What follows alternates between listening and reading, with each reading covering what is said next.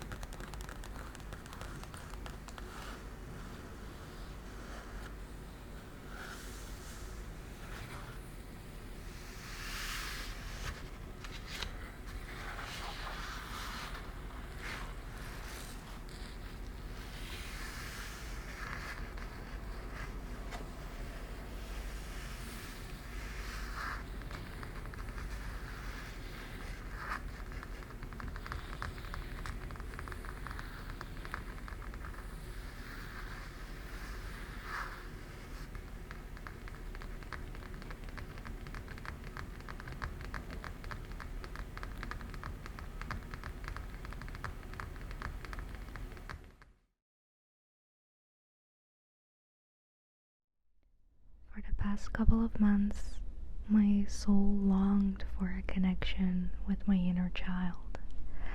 And for me, creating is a way to do that. I have fond memories of going to the forest or park with my parents during fall and early winter, wandering around and collecting all kinds of trinkets nature has to offer. Then we'd go back home, and when home I'd sometimes do arts and crafts projects with my mother, often with my forest findings. And honestly, I don't remember what specific projects we did. Also in school, I don't remember what I made, besides that it often contained toilet rolls. Because I enjoy it so much, I consider it as a hobby of mine. But how often do I sit down and paint? I'd say maybe 4 times a year. So that makes me feel like I'm lying to people. And maybe you're the same way. But then I think I'm sitting here, bathing in sunlight, whilst I peacefully paint my little leaves, feeling relaxed and cozy in the meantime, really recharging and reconnecting. I should do this more often. So my goal is to paint once a week because I know it recharges me, and when I have the day off, I'll bring out my supplies so that I have it in sight and I can paint whenever I want. The project does not have to be finished. I don't really have to make something. The joy of painting for me is also playing with colors, gliding the brush along the paper, making magical brush strokes. With that intention, even 5 minutes is perfect. That's what I did in this session as well. I didn't really make an effort to paint within the lines, to really think about color, the right colors. So that made it a relaxing activity and not a task. Reading is another example of an activity that changed over the years for me. As a younger kid, I did not think about the time when I was reading, but purely focused on the story. I know I was always excited to finish up a book, but that wasn't the goal per se. But even that changed when I was an older kid. Then my goal was to read as many books as possible, so I'd speed through the last chapters and not even take the story in. It was all about finishing a book. Since when did the goal become more important than the process? Eventually, you come to the realization that sometimes it's not about the goal, but it's about the process, and that you can enjoy the process. But at that point, you have to train yourself again to do things just for the sake of enjoyment, to enjoy the process. At least that's what I felt like. But now, if a so-called fun activity doesn't serve me anymore, I stop. Meaning, if I don't get rest or energy from it, I leave it. I just let it be. And for me, that thought brings so much lightness, and that in turn gives me excitement to explore more activities, or do the same thing the next time. Making cookies, for example, laying on the floor, staring at the ceiling and dreaming away. Yes, I was that kid, and I'm still that person. There's something about laying on the floor, doing nothing. Feel the wooden planks, how cool it is. It's not even comfortable, but somehow it's perfect for daydreaming. And I've also gathered that when you take time to daydream or do nothing, rest, be, it actually boosts creativity, kind of opens your mind, and thoughts will flow naturally. You're not doing anything to suppress thoughts or to numb yourself, like when you scroll social media. I rarely feel really inspired to get up and make the thing that I see on my screen, for example. But when I make space to tune in with myself, for example, by journaling or meditating, walking without any music or podcast on, it's so much easier to navigate my feelings and gather my needs, but also seek solutions at the same time, or really have feelings of excitement to start something. And it's funny because then I totally pump myself up, because I also feel like it's an epiphany, and that gives me energy as well. Like, you came to that solution. It's the same when people tell you, oh, then it's good if you go outside, when you're stressed or you want to do something, but only when you come to the idea yourself. The activity is the solution, if that makes sense. And ultimately, I think it all goes back to knowing what you as a person really like to do, love to do even, what you're good at. And often these things are the things you did as a kid. I'm aware that it's not always the case, and that you have to sometimes explore that stuff later in life when you didn't have the chance before. But that following that innate need, desire, whatever it is the right thing for you. It brings peace, happiness, comfort. So, yeah, that's why I want to make it a little habit to paint or create or whatever more, because it feels right. It's also the case with making these ASMR videos. I have been enjoying the process of creating and editing, and also knowing that I can give back in a way.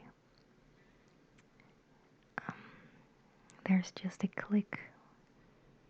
And lately I've been trying to make more of an effort to be consistent And not only with uploading, but with thinking about what videos I can make and taking every chance I get at a quiet room to maybe produce something that I can work with. And again, here setting the right intention has been so helpful for me. I no longer have to make the perfect video. I'm allowed to film when there is background noise because Lord knows that there's always background noise, and I can change that.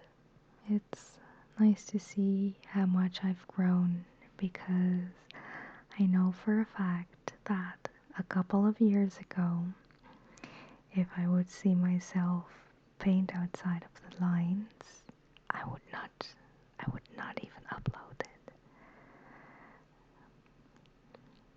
What a waste. But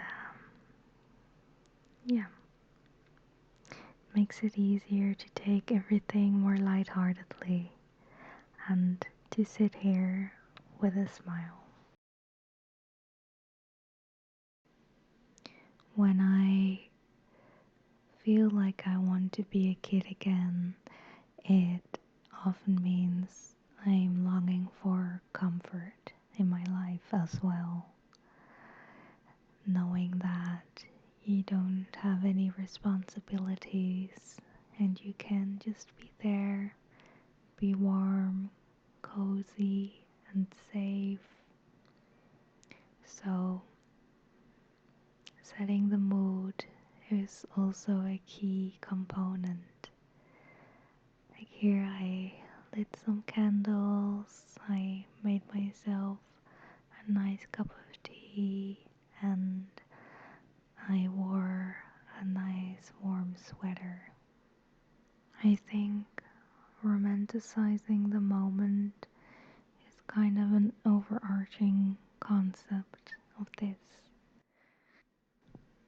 Be in tune with the seasons and the activities that are related.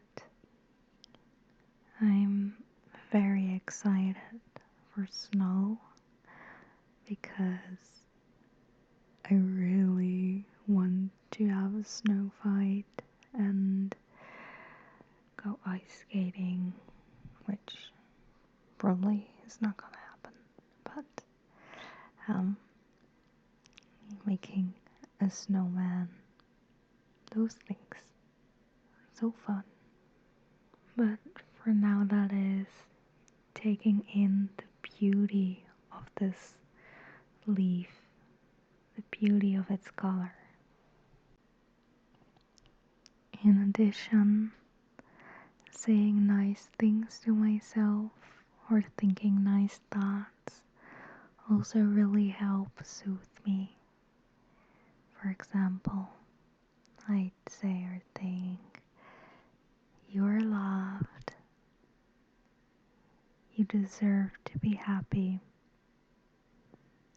you deserve to take up space, and don't worry so much. You're a good person. You're enough. Those kind of things really do work. And I'll be honest and say that I'm not always good at practicing affirmations or making it explicit to myself.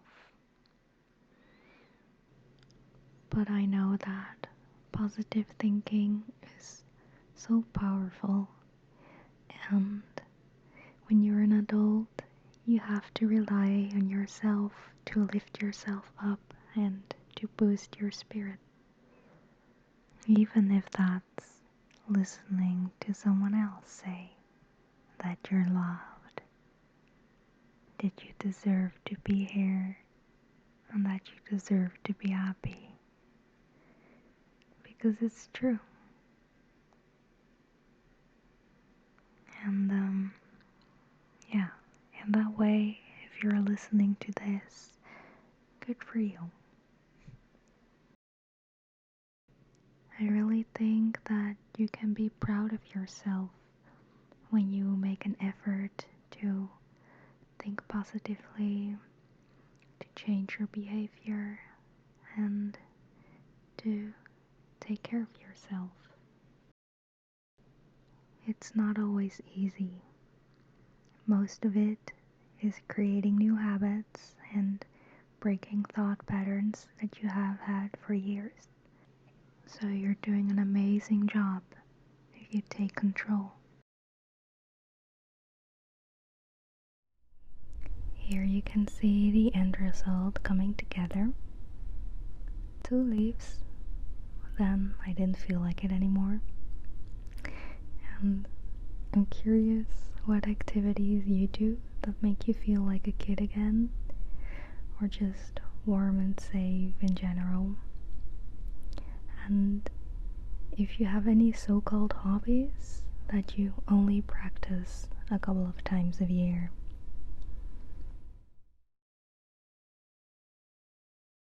Again, I want to thank you for joining me today. I hope you could relax a little bit or find it pleasing to watch me paint or listen to me ramble. Yeah, maybe it even inspired you to pick up a paintbrush yourself or do a fun little activity.